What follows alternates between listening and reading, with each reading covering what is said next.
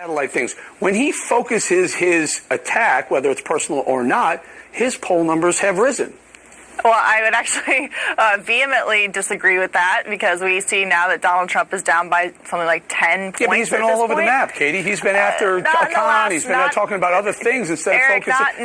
he was after the convention. He was after Paul Ryan. He was after John McCain. And now it looks like he may have turned the corner and focused on what people have said he should do. Eric, Hillary Clinton, the opponent. The only direction his poll numbers are going right now are down. They're not turning. We're not turning a corner in any sense of the word, Katie, in terms of he Donald Trump's just started turning yesterday towards Hillary Clinton. Eric, now people Saturday. believe that Hillary Clinton is actually better at managing the economy than Donald Trump, because he's gotten so distracted with the personal attacks, not just on Hillary Clinton, but on other, as you mentioned, satellite figures. It feels that's to the problem, me because like he can win on that issue. He can win, and he's not focusing on it the right way. Marianne, when he stays on things like Hillary Clinton and pointing out the fact that there are a lot of questions about her ethics, about her trustworthiness, her honesty. We know her numbers are underwater on all those. And when he focuses that, I think it will turn around. You don't think his numbers are going to go up from here now that he's stopped with all these other issues and focused on one person?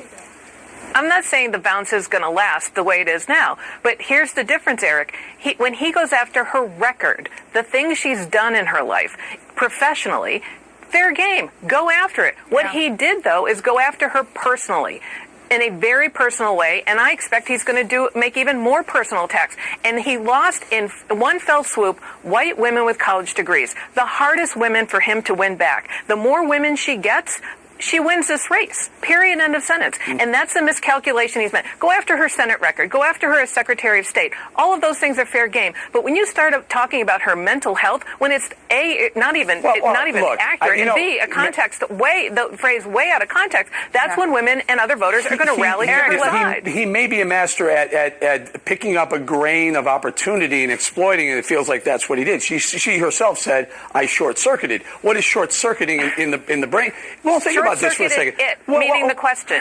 Short-circuited it. Didn't sound like it. It sounded like she short-circuited her answer because she couldn't answer properly. Eric, my question to you, Eric, would be, how does that comment affect everyday Americans who are after... Let me finish my point, Eric. Short circuits right before she has to make a decision whether to send a nuclear weapon somewhere. Well, that's why she is a vice president, and Tim Kaine, I'm sure, will do a fine job. Come on, guys. You said you had the same argument against Donald Trump. Eric, let me just finish my point. How does continuing to attack Hillary Clinton by using the short-circuited line affect families at home who are sitting and listening to his economic speech today and going, you know what, it sounds really great that he wants me to allow me to keep more of my own money so I can provide for my family. That's what he should focus on. He sounded presidential today in that speech. He doesn't sound presidential when he attacks like he did last week and continuing into this week. I got to go, you guys. Thank you so much. Great debate. Marianne, Katie, thank you very much. Directly ahead, a big surprise from within a GOP dynasty. You won't believe who's now saying it's time to vote for Donald Trump. Moments away.